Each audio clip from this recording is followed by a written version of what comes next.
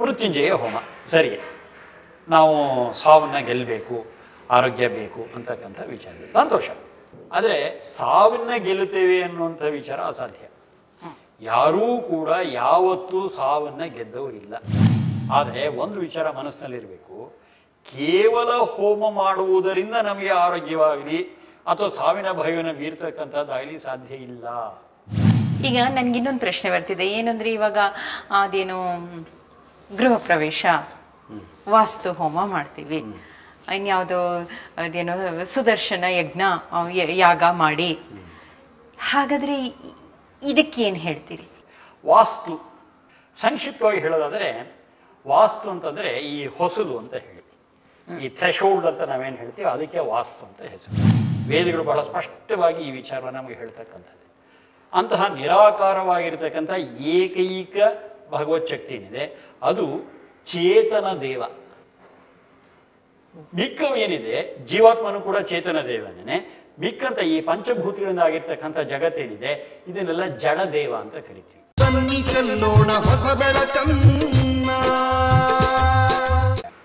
ಮೃತ್ಯುಂಜಯ ಹೋಮ ಸರಿ. ನಾವು ಸಾವನ್ನು ಗೆಲ್ಲಬೇಕು, ಆರೋಗ್ಯ ಬೇಕು ಅಂತಕ್ಕಂಥ ವಿಚಾರ ಸಂತೋಷ. ಆದರೆ ಸಾವನ್ನು ಗೆಲ್ಲುತ್ತೇವೆ ಅನ್ನುವಂಥ ವಿಚಾರ ಅಸಾಧ್ಯ. ಯಾರೂ ಕೂಡ ಯಾವತ್ತೂ ಸಾವನ್ನು ಗೆದ್ದವರಿಲ್ಲ. ಹಾಗಾದರೆ ಸಾವನ್ನು ಗೆಲ್ಲೋದು ಅಂದ್ರೆ ಏನರ್ಥ ಅಂದರೆ ಸಾವಿನ ಭಯವನ್ನು ಗೆಲ್ಲೋದು ಅಂತ. ಸಾವಿನ ಭಯವನ್ನು ಗೆಲ್ಲೋದಕ್ಕಾಗುತ್ತೆ. ಅದಕ್ಕೋಸ್ಕರವಾಗಿ ಒಂದು ಮೃತ್ಯುಂಜಯ ಹೋಮ ಆಗ್ಬೋದು.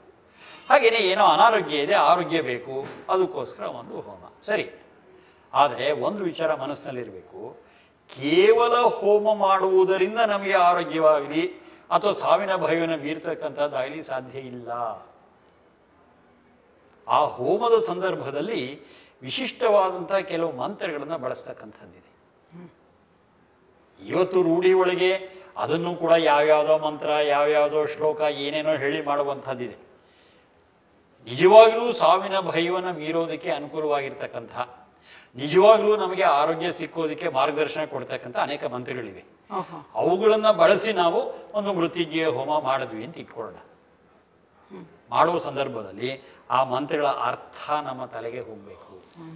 ಆ ಅರ್ಥ ನಮ್ಮ ತಲೆಗೆ ಹೋಗದೆ ಯಾಂತ್ರಿಕವಾಗಿ ಆ ಮಂತ್ರಗಳನ್ನ ಹೇಳಿದ್ರೆ ಏನೂ ಉಪಯೋಗ ಇಲ್ಲ.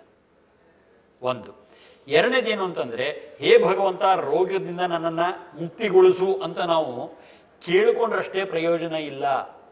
ಅದು ಕೇವಲ ಒಣ ಪ್ರಾರ್ಥನೆ ಆಗುತ್ತೆ, ಬರಡು ಪ್ರಾರ್ಥನೆ ಆಗುತ್ತೆ. ಅದಕ್ಕೆ ಪ್ರಾರ್ಥನಾ ವೈ ಸಂಕಲ್ಪ ಅಂತ ಹೇಳಿದ ಮಾತು ಹೇಳ್ತಾರೆ.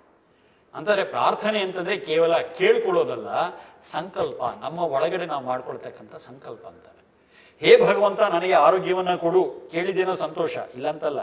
ಆದರೆ ಕೇವಲ ಕೇಳುವುದರಿಂದ ಆರೋಗ್ಯ ಸಿಕ್ಕೋದಿಲ್ಲ. ಈ ಆರೋಗ್ಯ ಸಿಕ್ಕೋದಕ್ಕೆ ನನ್ನ ಕಡೆಯಿಂದ ಏನು ಮಾಡಬೇಕು ಅಂತಹದ್ದನ್ನು ನಾನು ಮಾಡ್ತೀನಿ ಅಂತ ಸಂಕಲ್ಪ ಮಾಡಿಕೊಂಡು ಅದರಂತೆ ನಡೆದರೆ ಆರೋಗ್ಯ ಸಿಕ್ಬಹುದು. ಇದು ಸೂಕ್ಷ್ಮ, ಇದು ಸರಿಯಾಗಿ ಅರ್ಥ ಮಾಡ್ಕೊ. ಅಂದ್ರೆ ಈಗ ನಮ್ಮ ಪೂಜೆಗಳಲ್ಲಿ ಸಂಕಲ್ಪ ಮಾಡೋದು ಅನ್ನೋದ್ರ ವಿಶಾಲ ಅರ್ಥ ಹೀಗೆ ತಗೋಬಹುದು. ನಿಜವಾದಂತಹದ್ದು ಇದು. ಅಂದರೆ ನಮಗೆ ಆರೋಗ್ಯ ಬೇಕು ಅಂದರೆ ಆರೋಗ್ಯ ಸಿಗತಕ್ಕಂತಹ ಆಹಾರ, ವಿಹಾರ, ವಿಚಾರ ಇತ್ಯಾದಿ ಏನಿದೆ ಎಲ್ಲವನ್ನೂ ಆಚರಣೆ ಮಾಡಿದರೆ ಆರೋಗ್ಯ ಸಿಗುತ್ತೆ ಹೊರತು ಇದು ಏನೂ ಮಾಡದೆ ಸಿಕ್ಕಿದ್ದು ತಿನ್ಕೊಂಡು, ಸಿಕ್ಕಿದ್ದು ಕುಡ್ಕೊಂಡು, ಸಿಕ್ಕಿದ ವ್ಯವಹಾರಗಳು ಮಾಡಿಕೊಂಡು ನಾವು ನನಗೆ ಆರೋಗ್ಯ ಬೇಕು ಅಂತ ಪ್ರಾರ್ಥನೆ ಮಾಡಿ ಎಷ್ಟು ಹೋಮ ಮಾಡಿದ್ರು, ಎಷ್ಟು ಪ್ರಾರ್ಥನೆ ಮಾಡಿದ್ರು 3 ಕಾಸಿಗೆ ಪ್ರಯೋಜನ ಇಲ್ಲ. ಇದೆಲ್ಲ ನಮ್ಮ ಮನಸ್ಸಿಗೆ ಬರಬೇಕು ಅಂತಂದರೆ ಆ ಮಂತ್ರಗಳ ಅರ್ಥವನ್ನು ತಿಳಿದು ನಾವು ಮಾಡಬೇಕು. ಹಾಗೆಯೇ ಸಾವಿನ ವಿಚಾರವೂ ಅಷ್ಟೇನೆ. ಸಾವು ಅಂತಂದ್ರೇನು, ಈ ಸಾವು ಅನ್ನೋದು ಅನಿವಾರ್ಯವೇ, ಅನಿವಾರ್ಯ ಆದರೆ ಹೇಗೆ, ಹಾಗಾದರೆ ನಾವು ನಮ್ಮ ಜೀವನದಲ್ಲಿ ಸಾವಿನ ಕ್ಷಣ ಬರುವವರೆಗೂ ಯಾವ ರೀತಿಯಲ್ಲಿ ಇರಬೇಕು, ಹೀಗೆ ಅನೇಕ ವಿಚಾರಗಳನ್ನ, ಸಾವಿನ ನಂತರ ಏನಾಗುತ್ತೆ, ಇವುಗಳ ಬಗ್ಗೆ ಕೆಲವಾರು ವಿಚಾರಗಳನ್ನು ಆ ಮಂತ್ರಗಳ ಮೂಲಕ ಅರ್ಥ ನಾವು ತಿಳ್ಕೊಂಡಾಗ ನಮಗೆ ಸಾವು ಅನ್ನೋದು ಕೂಡ ಒಂದು ಸಹಜವಾದಂಥ ಕ್ರಿಯೆ ಆಗುತ್ತೆ ಅಷ್ಟೇ. ಊಟ ಮಾಡೋದು, ಮಲಗೋದು ಹೇಗಾಗುತ್ತೋ ಹಾಗೆ ಸಾವು ಒಂದು ಕ್ರಿಯೆ ಅಂತ ಜಾರಿ ಹೋಗ್ಬಿಡುತ್ತೆ. ನನಗೆ ಸಾವಿನ ಬಗ್ಗೆ ವಿಶೇಷವಾದಂಥ ಏನೊಂದು ನಿಗೂಢತೆ ಆಗಲಿ ಅಥವಾ ಸಾವಿನ ಬಗ್ಗೆ ಏನೊಂದು ಭಯವಾಗಲಿ ನಮ್ಮಲ್ಲಿ ಇರೋದಿಲ್ಲ. ಯಾವಾಗ ಅರ್ಥ ಸಹಿತ ನಾವು ಅದನ್ನು ಮಾಡ್ತೀವಿ. ಅರ್ಥ ಸಹಿತ ಬಿಟ್ಟು ಅರ್ಥವಿಲ್ಲದೆ ನಾವು ಮಾಡಿದ್ವಿ ಅಂತಂದರೆ ಅದರಿಂದ ನಮಗೇನು ಉಪಯೋಗ ಇಲ್ಲ. ಇದು ಬಹಳ ಸೂಕ್ಷ್ಮವಾಗಿ ನಾವು ಅರ್ಥ ಮಾಡ್ಕೊಳ್ಬೇಕಂತ ವಿಚಾರ ಇದೆ. ಈಗ ನನಗಿನ್ನೊಂದು ಪ್ರಶ್ನೆ ಬರ್ತಿದೆ, ಏನಂದ್ರೆ ಇವಾಗ ಅದೇನು ಗೃಹ ಪ್ರವೇಶ, ವಾಸ್ತು ಹೋಮ ಮಾಡ್ತೀವಿ, ಇನ್ಯಾವುದೋ ಅದೇನೋ ಸುದರ್ಶನ ಯಜ್ಞ ಯಾಗ ಮಾಡಿ. ಹಾಗಾದರೆ ಇದಕ್ಕೇನು ಹೇಳ್ತೀರಿ? ವಾಸ್ತು ಸಂಕ್ಷಿಪ್ತವಾಗಿ ಹೇಳೋದಾದರೆ, ವಾಸ್ತು ಅಂತಂದರೆ ಈ ಹೊಸಲು ಅಂತ ಹೇಳಿ, ಈ ಥ್ರೆಶೋಲ್ಡ್ ಅಂತ ನಾವೇನು ಹೇಳ್ತೀವಿ ಅದಕ್ಕೆ ವಾಸ್ತು ಅಂತ ಹೆಸರು. ಅದು ನಾವು ವಾಸ ಮಾಡತಕ್ಕಂಥ ನೆಲೆ ಏನಿದೆ, ನಾವು ವಾಸ ಮಾಡತಕ್ಕಂಥ ಮನೆ ಏನಿದೆ, ಗೃಹ ಏನಿದೆ, ಅದಕ್ಕೆ ಸಂಕೇತ. ಅಂದರೆ ನಾವು ಈ ಮನೆಯಲ್ಲಿ ವಾಸ ಮಾಡ್ತಾ ಇದ್ದೇವೆ, ನಾವು ಈ ಮನೆಯು ಭಗವಂತನಿಂದ ರಕ್ಷಿಸಲ್ಪಡಲಿ, ಅಂದರೆ ಈ ಮನೆಯಲ್ಲಿ ನಮ್ಮ ವಾಸ ಸುಖ ಸಂತೋಷ ನೆಮ್ಮದಿಯಿಂದ ಕೂಡಿರಲಿ ಅನ್ನೋದಕ್ಕೋಸ್ಕರ ಮಾಡ್ತಕ್ಕಂಥದ್ದು ವಾಸ್ತು ಹೋಮ ಅಥವಾ ವಾಸ್ತು ಹವನ. ಅದು ಸಾಮಾನ್ಯವಾಗಿ ಯಾವ ಸಂದರ್ಭದಲ್ಲಿ ಮಾಡ್ತೀವಿ ಅಂದರೆ ಈ ಗೃಹ ಪ್ರವೇಶ ಸಂದರ್ಭದಲ್ಲಿ ನಾವು ಮಾಡ್ತೀವಿ. ಈ ಗೃಹ ಪ್ರವೇಶ ಸಂದರ್ಭಕ್ಕೆ ಮುಂಚೆ ಏನಾಗಿರುತ್ತೆ ಅಂತಂದರೆ, ಮನೆಯೊಳಗೆ ಎಷ್ಟೋ ಕೆಲಸಗಳು ನಡಿಬೇಕಾಗುತ್ತೆ. ಗಾರೆ ಕೆಲಸದಿಂದ ಹಿಡಿದು ಮರ ಕೆಲಸದಿಂದ ಹಿಡಿದು ಬೇಕಾದಷ್ಟು ನಡಿಬೇಕಾಗುತ್ತೆ. ಅವೆಲ್ಲ ನಡೆಯುವಾಗ ಏನಾಗುತ್ತೆ, ಅಲ್ಲಿ ಕೆಲಸ ಮಾಡ್ತಕ್ಕಂಥವ್ರು ಆ ಕೆಲಸದ ಬಗ್ಗೆ ಅವರಿಗೆ ಲಕ್ಷ್ಯ ಇರುತ್ತೆ ಹೊರತು ಅಲ್ಲಿಯ ಶುಚಿತ್ವದ ಬಗ್ಗೆ ಅವ್ರಿಗೇನು ಲಕ್ಷ್ಯ ಇರೋದಿಲ್ಲ. ಚಪ್ಪಲಿ ಹಾಕ್ಕೊಂಡೇ ಓಡಾಡ್ತಾ ಇರ್ತಾರೆ, ಅಲ್ಲೆಲ್ಲ ಕೂತ್ಕೊಂಡು ಉಗಿತಾ ಇರಬಹುದು, ಅಥವಾ ಇನ್ನ ಕೆಲವು ಅಲ್ಲೇ ಬಿಡಿ ಸಿಗರೇಟ್ ಕೂಡ ಸೇರ್ಕೊಂಡು ಕೆಲಸ ಮಾಡಬಹುದು. ಹೀಗೆ ಏನೇನೋ ನಡೆದಿರುತ್ತೆ. ಆದರೆ ಇದು ಯಾವುದು ಕೂಡ ನಾವು ವಾಸ ಮಾಡೋದಕ್ಕೆ ಯೋಗ್ಯವಾಗಿರ್ತಕ್ಕಂಥ ಪರಿಸರ ಅಲ್ಲ. ಹಾಗಾಗಿ ಏನು ಮಾಡ್ತೀವಿ, ಎಲ್ಲವನ್ನು ಶುಚಿಗೊಳಿಸಿ ಶುದ್ಧಗೊಳಿಸಿ ನಾವು ಆರೋಗ್ಯಕರವಾದಂಥ ಜೀವನ ನಡೆಸೋದಕ್ಕೆ ಬೇಕಾದಂಥ ಒಂದು ವ್ಯವಸ್ಥೆ ಮಾಡ್ಕೊತೀವಿ. ಎಲ್ಲ ಕ್ಲೀನ್ ಮಾಡ್ತೇವೆ, ಗೋಡೆ ಕ್ಲೀನ್ ಮಾಡ್ತೇವೆ, ನೆಲ ಕ್ಲೀನ್ ಮಾಡ್ತೇವೆ, ಎಲ್ಲ ಮಾಡ್ತೇವೆ. ಗಾಳಿ ಒಂದು ಕ್ಲೀನ್ ಮಾಡೋದಕ್ಕೆ ನಮಗೆ ಗೊತ್ತಿಲ್ಲ ನಮಗೆ. ಆದರೆ ಈ ವಾಸ್ತು ಹೋಮ ಏನಿದೆ, ಈ ವಾಸ್ತು ಹೋಮದಲ್ಲಿ ನಾವು ಬಳಸ್ತಕ್ಕಂಥ ಔಷಧೀಯ ಗುಣ ಇರತಕ್ಕಂಥ ವಸ್ತುಗಳು ಆ ವಾತಾವರಣವನ್ನು ಕೂಡ ಶುಚಿಗೊಳಿಸುತ್ತೆ. ಹಾಗಾಗಿ ಇಡೀ ಮನೆಯನ್ನು ಎಲ್ಲ ರೀತಿಯಿಂದಲೂ ನಾವು ಶುಚಿಗೊಳಿಸಿ ಆ ಶುದ್ಧವಾದ ವಾತಾವರಣದಲ್ಲಿ ಆರೋಗ್ಯ ನೆಮ್ಮದಿಯಿಂದ ಬಾಳೋಣ ಅಂತ ಹೇಳಿ ಆಲೋಚನೆ ಮಾಡೋದಕ್ಕೇನಿದೆ, ಅದಕ್ಕೆ ನಾವು ವಾಸ್ತು ಹೋಮ ಅನ್ನುವಂಥ ವಿಚಾರ ಇದೆ. ಇಲ್ಲಿ ಇನ್ನೊಂದು ವಿಷಯವನ್ನು ನಾವು ತಿಳ್ಕೋಬೇಕು. ಈ ವಾಸ್ತು ಹೋಮ ಗೃಹ ಪ್ರವೇಶ ಸಂದರ್ಭದಲ್ಲಿ ನಾವೇನು ಮಾಡ್ತೇವೆ, ಅದರ ಮುಂದುವರೆದ ಭಾಗ ಇದೆ. ಕಲ್ಲು ಇಟ್ಟಿಗೆ ಸಿಮೆಂಟು ಎಲ್ಲ ಹಾಕಿ ಕಟ್ಟಿದ್ವಿ, ಕಟ್ಟಡ ಆಯಿತು. ಅದರಲ್ಲಿ ನಾವು ವಾಸಕ್ಕೆ ಹೋದ್ವಿ, ಮನೆ ಅಂತ ಆಯಿತು. ಜೊತೆಗೆ ಅಲ್ಲಿ ನಾವು ಸರಿಯಾದಂತಹ ಜೀವನವನ್ನು ನಡೆಸಿದಾಗ ಅಲ್ಲೇ ಸ್ವರ್ಗ ನಿರ್ಮಾಣ ಆಗುತ್ತೆ. ಹಾಗೆ ಹೇಳಿದೆ, ಸ್ವರ್ಗ ಅಂದರೆ ಅಲ್ಲೆಲ್ಲ ಇರೋದಲ್ಲ, ನಾವು ಯಾವ ಸ್ಥಿತಿಯನ್ನು ನಿರ್ಮಾಣ ಮಾಡ್ಕೋತೀವೋ ಅದು ನಿಜವಾದಂಥ ಸ್ವರ್ಗ ಅಂತ ಹೇಳಿ. ಹಾಗಾಗಿ ನಾವು ನಮ್ಮ ಕಟ್ಟಡವನ್ನು ಮನೆಯೇನೋ ಮಾಡಿದ್ದಾಯಿತು, ಮನೆಯನ್ನು ಸ್ವರ್ಗವನ್ನಾಗಿ ಮಾಡೋದು ಹೇಗೆ? ಇವೆಲ್ಲ ಬೇಕು. ಆ ಥರದ ಒಂದು ಸ್ವರ್ಗಮಯವಾಗಿರ್ತಕ್ಕಂಥ ವಾತಾವರಣ ನಮಗೆ ಬೇಕು, ನಮಗೆ ಇಲ್ಲ ಅಂತಲ್ಲ. ಆದರೆ ಮಾಡ್ಕೊಳ್ಳೋದು ಹೇಗೆ? ಎಲ್ಲೋ ಅಂಗಡಿಗೆ ಹೋಗಿ ತೊಗೊಂಬಂದ್ಬಿಟ್ಟು ಒಂದು ಬೋರ್ಡ್ ಹಾಕಿಬಿಟ್ರೆ ಸ್ವರ್ಗ ಅಂತ ಹೇಳಿ ಆಗುವಂಥದ್ದಲ್ಲ. ಅದು ನಿರ್ಮಾಣ ಮಾಡಬೇಕು. ಆ ಸ್ವರ್ಗವನ್ನು ನಿರ್ಮಾಣ ಮಾಡೋದು ಹೇಗೆ ಅನ್ನುವಾಗ ಮತ್ತೆ ಇದೇ ಯಜ್ಞದ ವಿಚಾರ ಬರುತ್ತೆ. ಅಲ್ಲೇನೇ ಎಲ್ಲರೂ ದಿನವೂ ಮಾಡಬೇಕಾದ ಯಜ್ಞ ಅಂತಕ್ಕಂಥ ವಿಚಾರ ಬರುತ್ತೆ.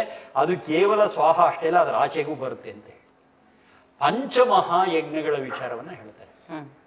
5 ರೀತಿಯ ಯಜ್ಞಗಳನ್ನು ನಾವು ನಮ್ಮ ಮನೆಗಳಲ್ಲಿ ದಿನನಿತ್ಯವೂ ಮಾಡ್ತಾ ಹೋದಾಗ ನಮ್ಮ ಮನೆ ಸ್ವರ್ಗವಾಗುತ್ತೆ.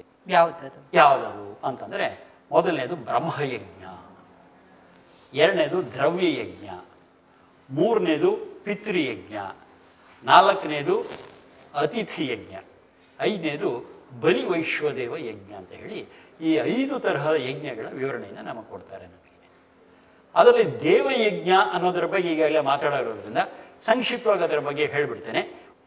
ಈ ದೇವಯಜ್ಞ ಅನ್ನುವಾಗ ಈ ದೇವ ಅಂತಂದ್ರೆ ಏನು ಅಂತ ರೂಢಿಯಲ್ಲಿ ನಮಗೆ ದೇವತೆಗಳು, ಮುಕ್ಕೋಟಿ ದೇವತೆಗಳು, ಈ ಥರ ಏನೇನೋ ಕಲ್ಪನೆಗಳು ಬರುತ್ತೆ. ಆದರೆ ಇರ್ತಕ್ಕಂಥ ಭಗವತ್ ಶಕ್ತಿ ಒಂದೇ. ಇದು ಬಹಳ ಸ್ಪಷ್ಟವಾಗಿರಬೇಕು. ಅದು ನಿರಾಕಾರ ಶಕ್ತಿ. ವೇದಗಳು ಬಹಳ ಸ್ಪಷ್ಟವಾಗಿ ಈ ವಿಚಾರವನ್ನು ನಮಗೆ ಹೇಳ್ತಕ್ಕಂಥದ್ದು. ಅಂತಹ ನಿರಾಕಾರವಾಗಿರ್ತಕ್ಕಂಥ ಏಕೈಕ ಭಗವತ್ ಶಕ್ತಿ ಏನಿದೆ ಅದು ಚೇತನ ದೇವ. ಮಿಕ್ಕವೇನಿದೆ ಜೀವಾತ್ಮನು ಕೂಡ ಚೇತನ ದೇವನೇ. ಮಿಕ್ಕಂತ ಈ ಪಂಚಭೂತಗಳಿಂದ ಆಗಿರ್ತಕ್ಕಂಥ ಜಗತ್ತೇನಿದೆ ಇದನ್ನೆಲ್ಲ ಜಡ ದೇವ ಅಂತ ಕರಿತೀವಿ. ಹಾಗಾದ್ರೆ ಏನು ದೇವ ಅಂದ್ರೆ ಅರ್ಥ ಅಂತಂದ್ರೆ, ಯಾವುದು ಕೊಡಬಲ್ಲದೋ, ಯಾವುದು ಕೊಡುತ್ತದೆಯೋ ಅದಕ್ಕೆ ದೇವ ಅಂತ ಹೆಸರು. ಗಾಳಿ ನಮಗೆ ಪ್ರಾಣವನ್ನು ಕೊಡುತ್ತೆ, ಹಾಗೆ ಗಾಳಿಯೂ ಕೂಡ ಒಂದು ದೇವ. ನೀರು ನಮಗೆ ಜೀವನವನ್ನು ಕೊಡುತ್ತೆ, ಹಾಗೆ ನೀರು ಕೂಡ ದೇವ. ಭೂಮಿ ನಮಗೆ ಆಧಾರವನ್ನು ಕೊಡುತ್ತೆ, ಭೂಮಿಯೂ ಕೂಡ ದೇವ. ಅಂತಂದರೆ ಯಾವ್ಯಾವುದು ಕೊಡುತ್ತದೆಯೋ ಅವೆಲ್ಲವೂ ದೇವ.